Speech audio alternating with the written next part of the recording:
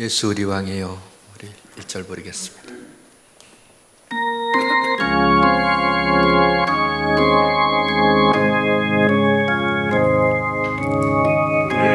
예수 우리 왕이여, 이곳에 오셔서 우리가 함께 드리는 영광을 받아주소서. 우리는 주님의 백성, 주님은 우리 왕이라. 왕이신 예수님 오셔서 좌정하사 다스리소서.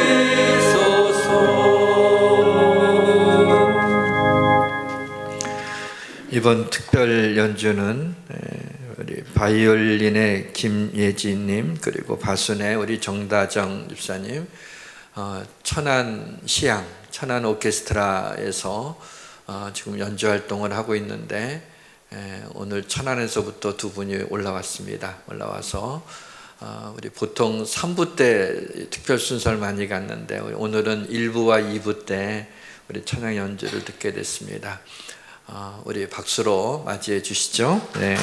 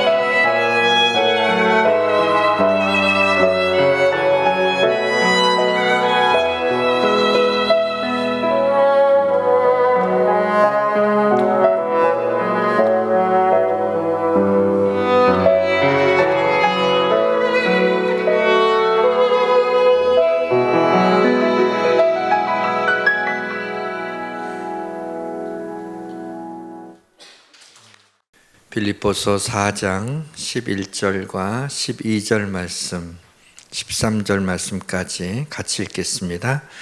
내가 궁핍함으로 말하는 것이 아니니라. 어떠한 형편에든지 나는 자족하기를 배웠노니 나는 비천에 처할 줄도 알고 풍부에 처할 줄도 알아. 모든 일 곧 배부름과 배고픔과 풍부와 궁핍에도 처할 줄 아는 일체의 비결을 배웠노라. 내게 능력 주시는 자 안에서 내가 모든 것을 할 수 있느니라. 아멘. 오늘은 추수감사절 칸타타가 있어서 말씀을 좀 짧게 전해야 될 것 같습니다. 수평선은 계속 움직입니다 라고 하는 오늘 말씀의 제목만 가지고는 어떤 말씀이 전해질지 좀 짐작하기 어렵지만은 오늘이 추수감사절이고 또 오늘 본문 말씀을 보게 되면 좀 무슨 말씀인지 좀 짐작할 수 있을 거라고 생각이 듭니다. 여기 수평선은 행복을 은유한 것입니다.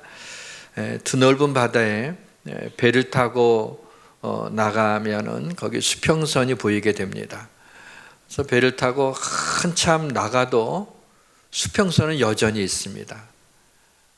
더 한참 수평선에 다다르려고 가지만 수평선은 또 더 멀리 도망가 버리죠. 육지가 나타날 때까지 수평선은 수평선에 도달하기가 힘듭니다. 행복을 우리가 잡으려고 쫓아가지만 행복을 붙잡는 것이 쉽지가 않다는 그런 말씀입니다. 여러분 행복하십니까? 어떻게 하면 행복할 것 같습니까? 다이어트에 성공하면 행복할 것 같습니까? 내가 결혼만 하면 이 지긋지긋한 솔로를 벗어나서 정말 행복할 것 같습니까? 아기가 안 생겼는데 아기만 생기면 내가 행복할 것 같습니까? 원하는 대학에 들어가기만 하면 행복할 것 같습니까? 원하는 데 취직하기만 하면 내가 행복할 것 같습니까? 그렇다고 행복해지지 않습니다. 우리 인생이 그렇게 단순하지 않기 때문입니다. 우리를 향한 하나님의 마음, 내 인생을 향한 하나님의 뜻은 무엇일까요? 우리는 무엇인가를 성취했을 때, 그 인생의 목적을 이루었을 때 그때 행복할 것이라고 생각하고 그것을 향해서 우리는 열심히 살아갑니다. 근데 하나님의 관심은 좀 다릅니다. 우리가 어떠한 모습으로 살아가느냐에 관심이 많으십니다. 다시 말씀드리면 삶의 과정, 우리 삶의 순간순간 우리가 행복해하며 살아가기를 하나님이 원하신다는 얘기입니다. 우리는 행복을 저기 수평선에 있을 거라고 생각하고 가지만 수평선은 계속 움직입니다. 하나님은 지금 너희의 인생을 살아가는 모든 과정 가운데서 너희들이 행복하며 살기를 하나님이 원하신다는 겁니다. 추수감사절을 맞이해서 감사의 시선으로 행복의 비결에 대해서 함께 생각해 보려고 합니다. 성령님의 은혜와 도우심과 역사하심이 저와 우리 모두에게 임하시기를 주님의 이름으로 축원합니다. 모든 것이 잘 될 것입니다. 행복의 비결은 무엇일까요? 첫 번째 원리입니다. 모든 상황에서 자족하기를 배우는 것입니다. 배운다는 표현을 사용하고 있어요. 오늘 본문 11절과 12절 말씀입니다. 내가 궁핍함으로 말하는 것이 아니니라. 어떠한 형편에든지 나는 자족하기를 배웠노니 나는 비천에 처할 줄도 알고 풍부에 처할 줄도 알아. 모든 일 곧 배부름과 배고픔과 풍부와 궁핍에도 처할 줄 아는 일체의 비결을 배웠노니. 배웠다는 표현을 쓰면서 자족하기를 배웠다라고 얘기하고 있습니다.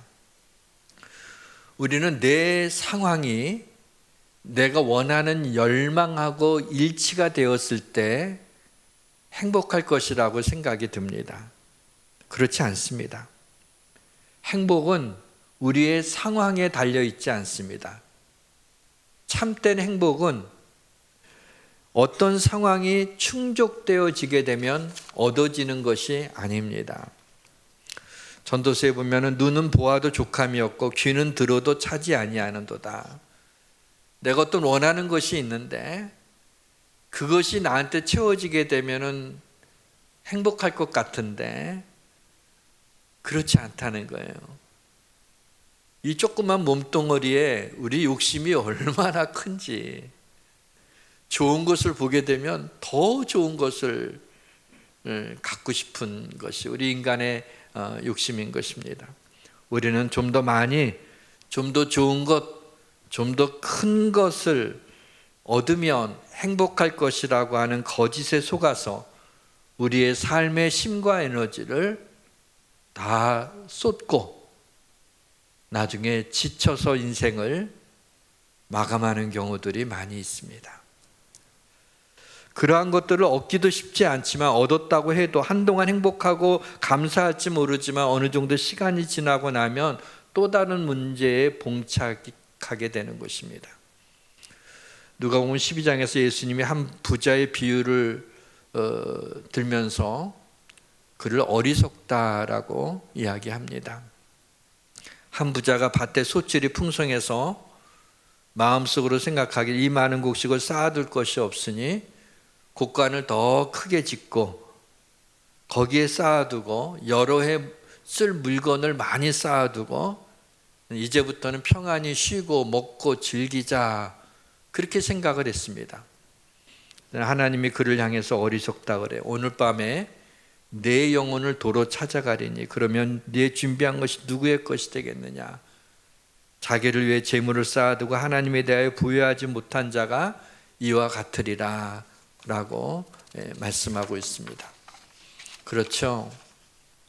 우리는 자꾸 많은 것을 쌓아두려고 합니다. 그것이 나를 지켜줄 거라고 생각을 합니다. 그렇게 하다가 언제까지? 끝까지 목숨을 다할 때까지 그렇게 살다가 다 놓고 가게 됩니다. 예수님 무엇을 말씀하시려는 건가요? 어리석은 부자에 대한 비유를 말씀하시기 전에 예수님이 이런 말씀을 하셨어요. 삼가 모든 탐심을 물리치라. 사람의 생명이 그 소유에 넉넉한 데 있지 아니하니라.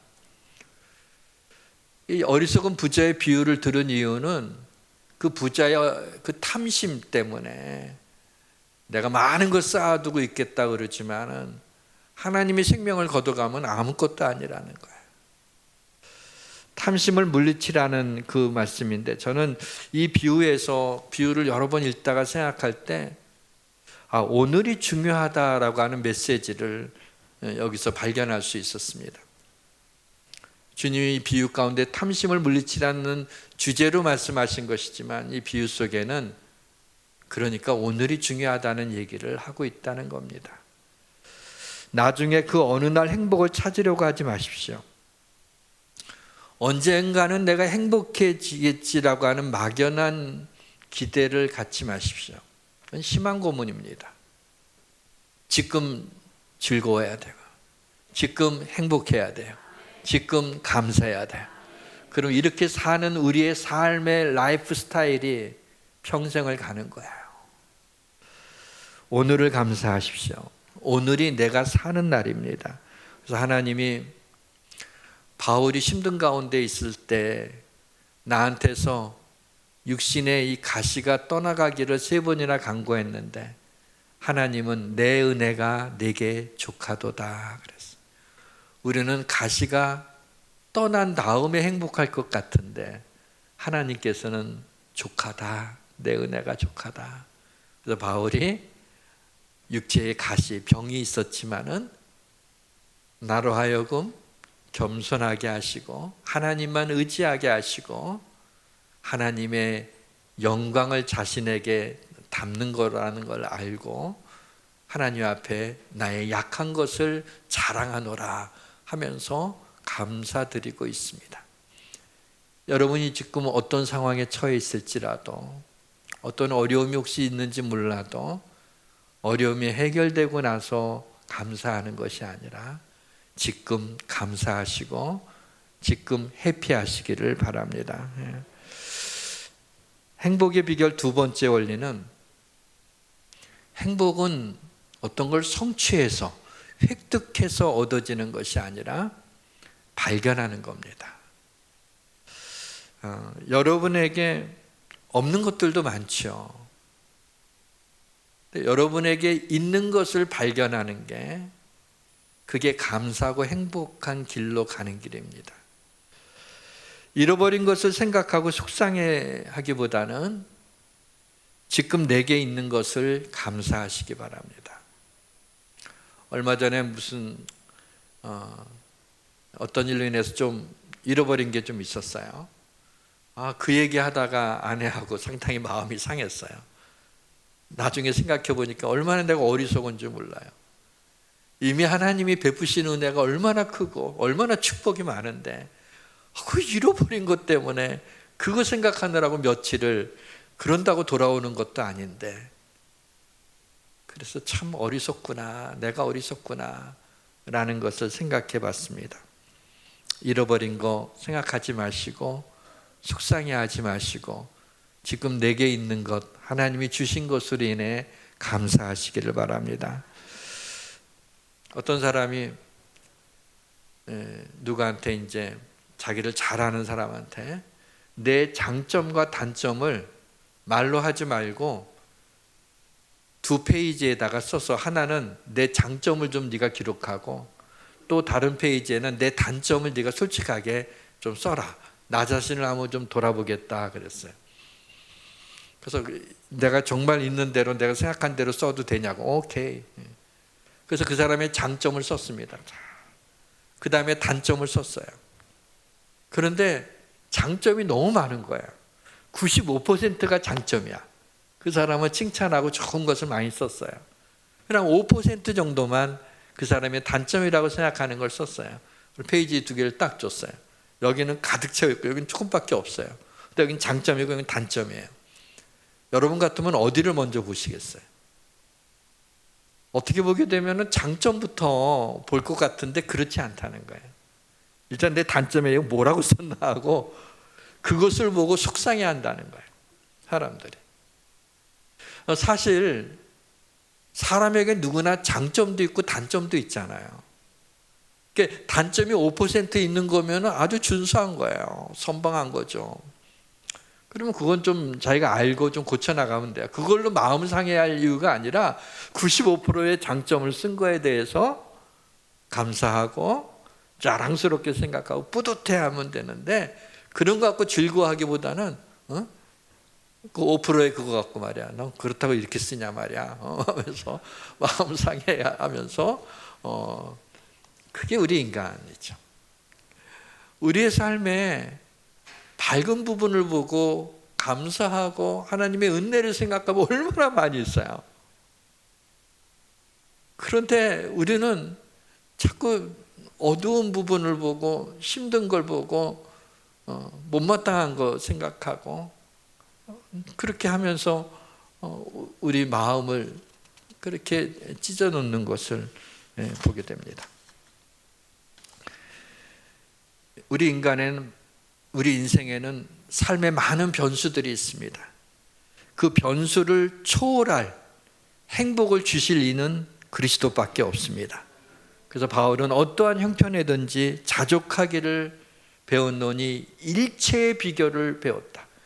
내가 어떤 형편에 처했든지 간에 내가 자족해. 하나님 주신 거에 대해서 땡큐, 하나님 감사합니다, 더할 나위 조금도 모자람이 없이 감사합니다라고 말할 수 있는 일체의 비결을 배웠어요. 그리고 말하는 게 뭐예요? 내게 능력 주시는 자 안에서 내가 모든 것을 할 수 있느니라. 그러면서 지금 내 상황이 어떻든 능력 주시는 자, 우리 주님 안에서, 하나님 안에서 난 모든 걸 할 수 있다. 그 일체의 비결은 내 상황하고 상관이 없는 거야. 지금 내 처지와 상관이 없어. 그걸로 불행해지고 행복해지는 게 아니야. 내게 그리스도가 있으면 행복한 사람이에요. 일체의 비결을 배웠다는 거죠. 행복의 비결 마지막 세 번째 원리는, 다른 사람의 필요를 구하고 내 욕심을 누르시기를 바랍니다. 인간은 본성적으로 좀 이기적입니다. 그래서 다른 사람의 필요보다는 내 필요를 채우려는 것이 앞서죠. 그거 잘못된 게 아니죠. 내 필요를 채우는 거 좋은 겁니다. 그렇게 하셔야 됩니다.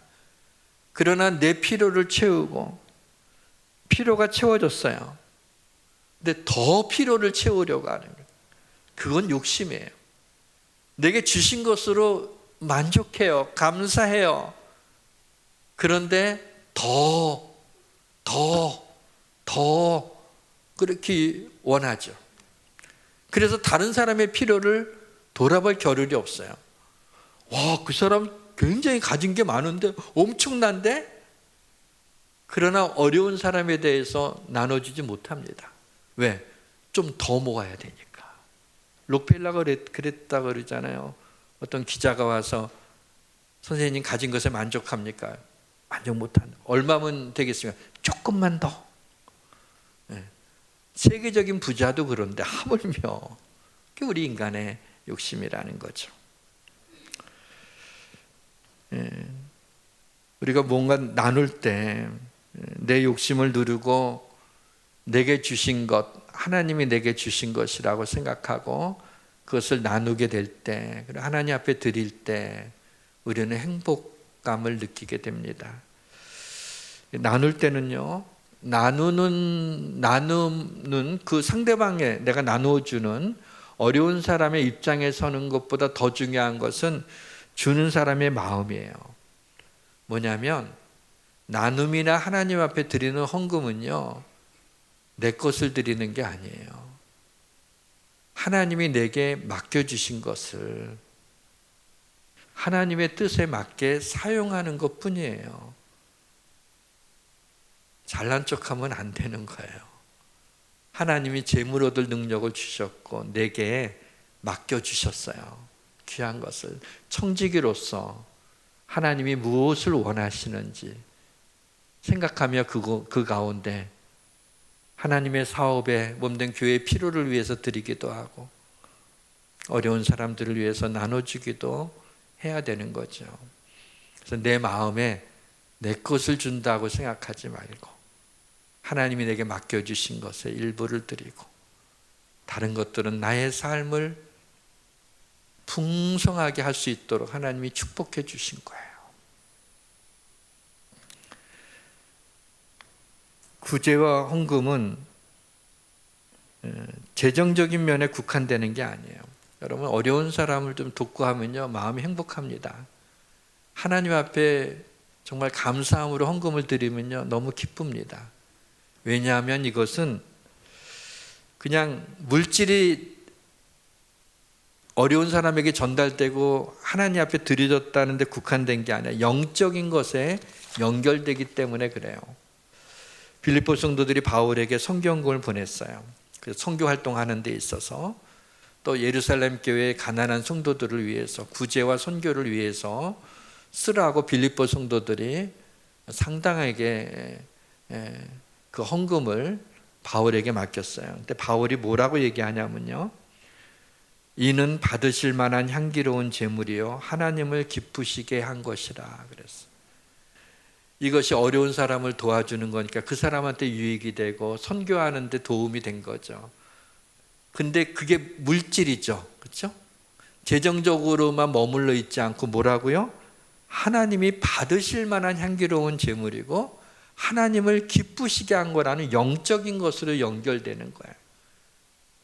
그렇기 때문에 그것이 우리에게 기쁨과 감사와 행복을 가져다 준다는 얘기입니다. 여유가 있으신 분들은 요즘 카드만 갖고 다니는데 10,000원짜리 하나씩을 좀 갖고 다니다가 너무 힘들어하는 분 있죠. 너무 어려운 분들 있잖아요. 옷이 조금 남루한 사람 주면 안 돼요. 그는 기분 나빠갖고 싸움 납니다.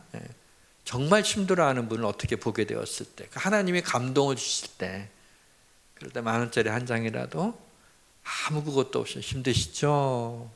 하고 손에다가 이렇게 두 손에 꼭 잡고 쥐어주고 간다면 예상치 못한 그 일에 그는 격려를 받게 되고, 또 그것은 주는 사람한테는 큰 돈이 아닐지 모르지만은 그에게 있어서 상당한 큰 돈이 될 수 있는 거죠. 큰 도움이 될 수 있는 거죠.